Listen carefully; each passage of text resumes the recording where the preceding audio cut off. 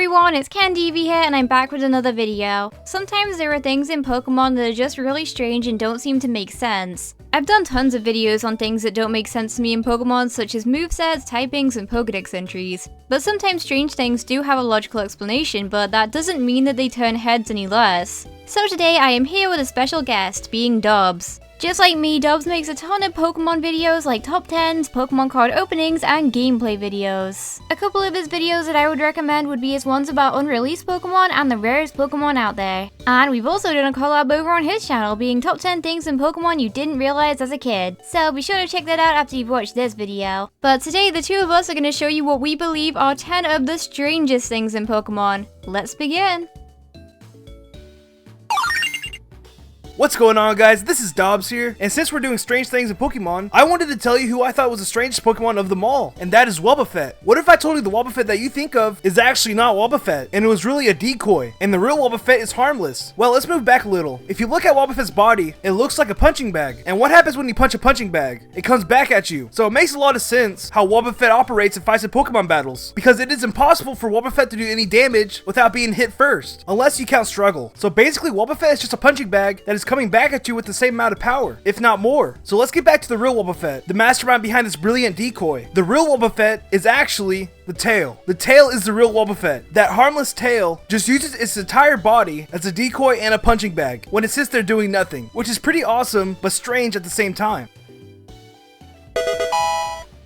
Generation 4 was probably the most event-heavy generation. And no, I'm not talking about where you're just given event Pokemon by a delivery guy, but actual in-game events. There are tons in Generation 4, like Darkrai and the Members Pass, Shaman and Oak's Ladder, and the Creation Trio event, just to name a few. But there was one event that went completely unreleased, Arceus and the Ezio Flute. The Ezio Flute is an item that exists in-game and can be used to reveal the Hole of Origin in Spear Pillar, which is where you can find Arceus. But this event was never even released, so it's impossible to obtain an Arceus from the Hole of Origin without cheating in some way. In 2013, Junichi Masuda revealed that the Ezio Flute wasn't distributed because it was thought to be too confusing for players to use. Which honestly doesn't make a lot of sense because the other events that take place in Generation 4 revolve around the same concept, taking a Pokemon or an item to a certain location which then activates an in-game event. Arceus itself was later released as an event, but it's not really the same. I guess we'll just have to wonder about the real reason why this event was never released.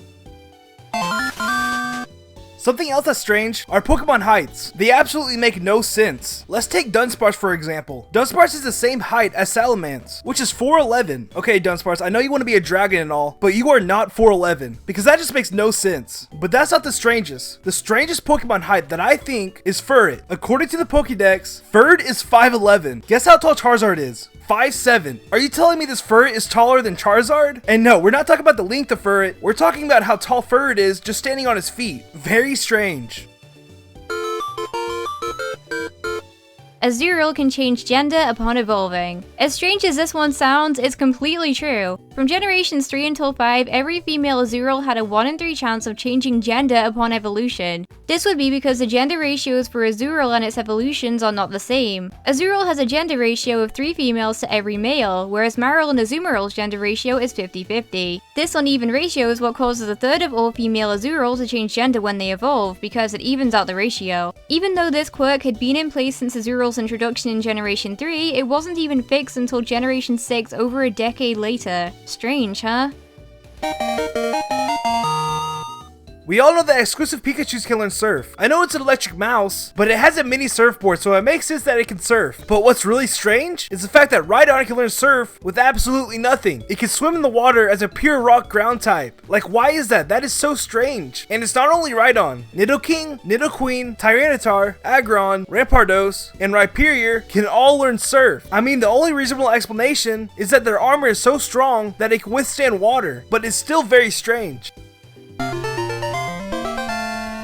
Something I've always found very strange would be the lack of a Safari Zone in Generation 2. The only reason given for this would be the sign outside of the Safari Zone that states that it's closed because the warden is away. Though there wouldn't have been an awful lot of point implementing this, as the Pokemon found in Kanto's Safari Zone can now be found throughout Kanto and Johto, such as Kangaskhan in Rock Tunnel or Rhyhorn in Victory Road. These are Pokemon that were exclusive to the Safari Zone, so there would be little point in having a Safari Zone filled with Pokemon that you can catch elsewhere, right? Well, you'd think that's all there is to it, but it isn't. Evidently, the Safari Zone actually was planned for Gold and Silver, as data does still exist in the game for it, even if it isn't accessible, complete with music and everything. Stranger still, the Safari Zone does still exist in Gold and Silver's remakes, even though it has less reason to. In these games, Kanto's Safari Zone is replaced with the cross-generation transfer system named Pal Park. With something existing in place of the Safari Zone, you wouldn't think that it would have a reason to return at all, but it actually did. It returned in a new area of Johto, better than ever, with tons of new features and a lot of variable Pokemon to try and catch. It's pretty much known as the best Safari Zone to date because you can catch so many different species of Pokemon. Even things like Riolu and Beldum can be found there.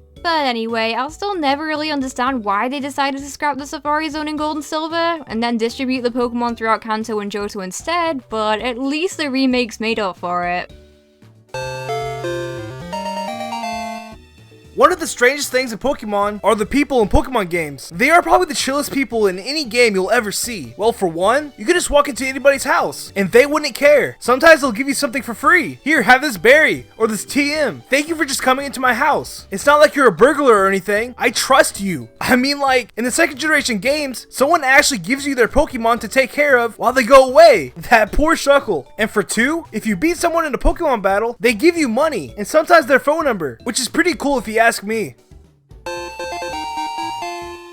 So admittedly, this is a point that I'm featuring because I had experience with it recently, having never heard of it before. There's this really wacky glitch in Generation 1 regarding the move Counter. Counter is a move that has lower priority, meaning that it normally goes last. This is because it waits for the opponent to make a specific move and then strikes back with twice the damage dealt by that move. Well, recently I did a Soul Link challenge with Your Fried Bread. A Soul Link is basically a Nuzlocke challenge with 2 people and some extra rules added in. Basically, if your Pokemon faints at all, then you can't use it anymore. But during this challenge, we lost a Pokemon to Counter under some very strange circumstances. The Pokemon had been switched out and hadn't made a move, but Counter still hit and took it out. This is because in Generation 1, there is a very strange counter glitch. If the player hovers over a move before switching out, then the game treats it as if the Pokemon has actually made that move, and then deals with appropriate damage. It was confusing for both myself and Brendan at the time, but I think this video would be a cool opportunity to shed a little light on what is definitely one of the lesser known Generation 1 glitches.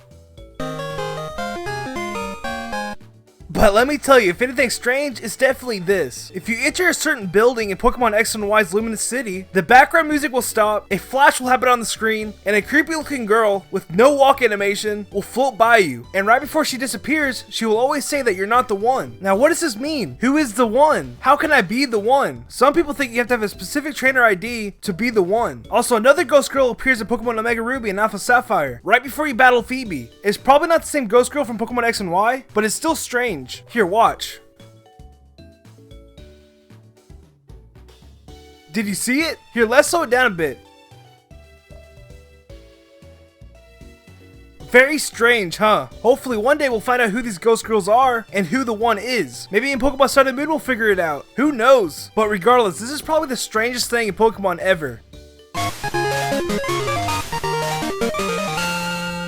Here is what is probably the most infamous breeding pair of them all, Wailord and Skitty. This cute little kitten can get it on with the largest Pokemon in the game. This would be because Skitty and Wailord are both part of the same egg group, being the Field egg group. As strange as it sounds, it actually makes sense because it's the largest egg group in the game. The vast majority of the Pokemon included being based on mammals, with a few exceptions. And that's right, this also means that Wailord can pair up with all Pokemon in this egg group, which can lead to some interesting pairings. Wailord and Sylveon, Wailord and Lopunny, Wailord and Pikachu?